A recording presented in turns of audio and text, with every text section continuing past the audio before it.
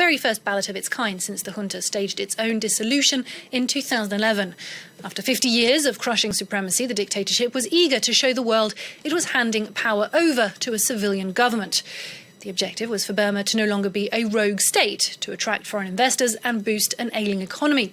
Yet Burma's military, while more discreet, never fully relaxed its grip on power. For instance, the country's constitution, written by the junta itself, says 25% of seats in parliament are strictly reserved for non-elected members of the military. Well, the constitution was also specifically modified to prevent Aung San Suu Kyi from ever becoming president. It's in this very peculiar context that the iconic pro-democracy leader is running her party's electoral campaign. Suu Kyi's National League for Democracy appears to be very popular and is openly displaying its ambitions for a strong presence in Burma's future parliament. This report by Cyril Payen, Charles Dupoisat and Ismail Wolf. An extraordinary Sunday is unfolding in the heart of Rangoon. Han Tu, an economics student and barely 20 years old, is about to meet his idol. The lady is giving her speech and the whole Yangon is watching. And not only the whole Yangon, the whole world.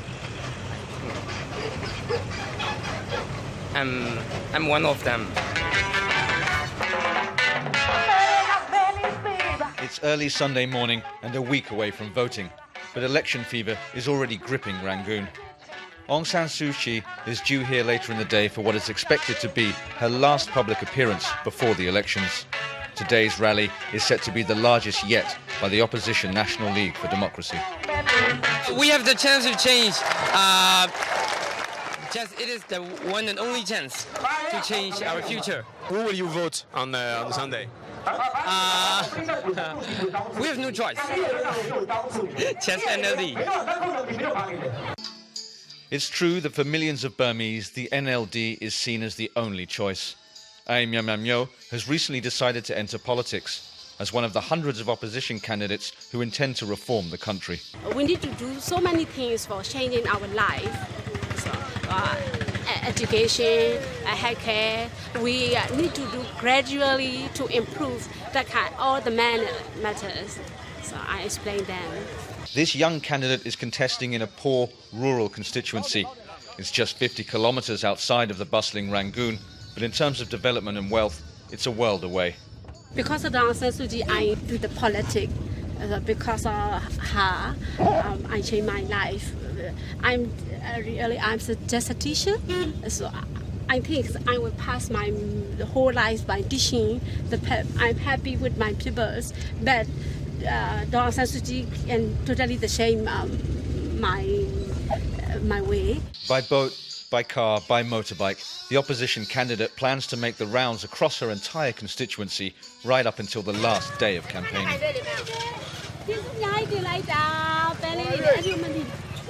Back in Rangoon, in the heart of the opposition rally, pro-democracy activists that span generations and histories are joining for a common cause. For 30 years I studied the teachings of the lady. She taught us to free ourselves from fear. Today we will go all the way. We cannot go back. Without their sacrifice, we'll not hear like this. Then finally the lady appears, the icon of a whole nation's hopes, Aung San Suu Kyi, the Nobel Peace Prize winner, imprisoned by the military for 17 years. Listen to me. I've travelled across the country for this campaign. Everywhere I've carried the same message. These elections are critical for our future and that of Burma. Without the participation and commitment of all who are here, of all Burmese citizens, the country will remain a dictatorship. Indeed, this is not yet the end game. The elections are a prelude to a long period of uncertainty. After 50 years of dictatorship, the military is still holding on tightly. The transition is perhaps not all it contends to be. We will vote for our candidate because she follows the policy of Aung San Suu Kyi. She understands our situation. She saw the state of our roads, our poverty. We don't have many illusions about the future. We just hope that it will lead us to better days. How can we forgive the military? We're still afraid of them, but we leave that to Buddha. Burma is about to vote. 25 years ago, the NLD, led by Aung San Suu Kyi, won by a landslide in a general election with over 92% of the vote. A victory never upheld by Burma's military dictators. Well, for more on this, I'm joined now by my guest, Dr. Lee Jones, a senior lecturer in politics and international relations at the University of London. Hello, thank you very much for being with us. Is the concern here that the military might not accept another landslide victory for Suu Kyi's party?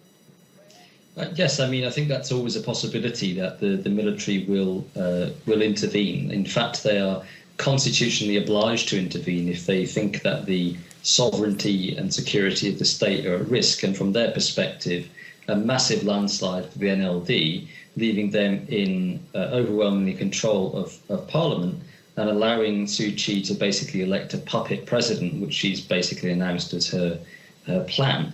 That could well threaten military interests and ideas and agendas and could lead to military intervention. However, I don't think an NLD total landslide and a total wipeout of the incumbent ruling party, the USDP, is actually on the cards. Well, that's because also 25% of seats in Parliament are reserved to the military. That's right. So the USDP only need to win 25% of seats plus one, and they can join with the military to select the next president, who then appoints the government. So the constitution was very cleverly designed over the course of 2 decades to make sure that it's a very disciplined democracy, as the military themselves aspired to. So it's quite difficult for the NLD to actually win enough seats in Parliament to be able to select the next president. And of course, there'll be all kinds of irregularities on voting day, in addition to all the irregularities during the election campaign. So an NLD landslide is far from assured, despite the popularity of Aung San Suu Kyi. And there's a presidential election scheduled for January. What can we expect ahead of that? Well, obviously, it depends on who gets elected to the legislature, because it's the legislature that then selects the president and the vice president. So it really depends on the election results. And I think if the NLD do moderately well, but perhaps not well enough to select the president outright, then we may see some kind of horse trading, some kind of coalition even between the USDP, the ruling USDP, and the opposition NLD, and they may come together. And that, in fact, may be the most stable outcome, some kind of de facto power-sharing arrangement. However, if the NLD feel like the election has been stolen from them and they challenge the election results and try to win that right majority and try effectively to seize power, then that could lead to a prolonged standoff between the status quo forces and the opposition forces, and that could be quite dangerous for political stability in Myanmar. And that's the kind of thing, that's the kind of scenario that would be most likely to prompt military intervention. And in view of those concerns, going to comments by Suu Kyi made on Thursday about being above the president, how do you interpret the meaning and intention of such words? What she means is that, it goes back to what I said a moment ago, it's the legislature that elects the president. The president is an executive president. They must resign all of their party positions, and they appoint the cabinet, with the exception of top posts like Home Affairs and military, which are actually the purview of the military itself. So what because Suu Kyi herself cannot become president, she's constitutionally barred from doing that. She basically, if she wants to run the government, she must select a puppet, a figurehead president that will work, that will basically follow her instructions. And she will be some kind of, president behind the scenes, a sort of ominous grease pulling the strings behind the scenes. Now, that is not constitutional. And it's certainly not what the military had in mind when they drafted the constitution. And if that actually happens, then I think that could be quite a risky situation. That's one where it's potential one where the military might decide to step in and disallow the election or annul it in some way or suspend Parliament. Can't quite anticipate.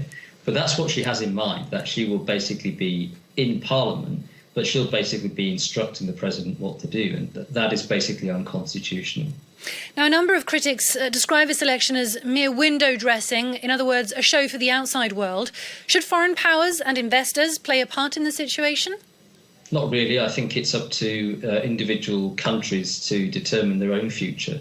So over the course of the last 20 years, there have been a lot of sanctions and disinvestment, and I've conducted extensive research on this, and my view is that they did not contribute to the liberalisation of Myanmar. In fact, they retarded the country's move towards democracy. So Western countries have to think very carefully about reimposing sanctions. Deep down, they know they didn't work. That is not really a solution. I also don't agree that the elections are just mere window dressing. They are not free and fair. They won't be democratic elections, but in some senses they could be democratizing elections. Myanmar is not a democracy, although it held elections in 2010, so it's not true, as some people are suggesting, this is the first election in 25 years. That's misguided. This election may be somewhat freer than 2010. In some respects, it will be less free. But this is a process. It's not a one-time event. This is a country that is recovering from decades of dictatorship. It is as poor as countries in sub-Saharan Africa. It has massive challenges. Even if Aung San Suu Kyi could magically become president tomorrow, she wouldn't be able to wave a magic wand and solve all the country's problems. And she also wouldn't have a mandate from everybody, because not everybody wants her to be the president, despite all the media coverage suggesting that her support is universal. That's not true either. So I think we have to see this in the long term. We have to see this as a process by which a country may become freer over time, rather than one where it's an all or nothing. If Aung San Suu Kyi can't basically win, then all bets are off, as one Western diplomat said to me a few years ago. I hope Western countries will react in a more sensible and measured way and try to put as much support as possible behind people struggling for democracy in that country, but also realise the limits of possibility based on power relations on the ground. Mr. Jones, thank you very much for your analysis. Thank you. Well, that's where we're leaving this hour live from Paris. But do stay tuned. There'll be a full news update at the top of the hour.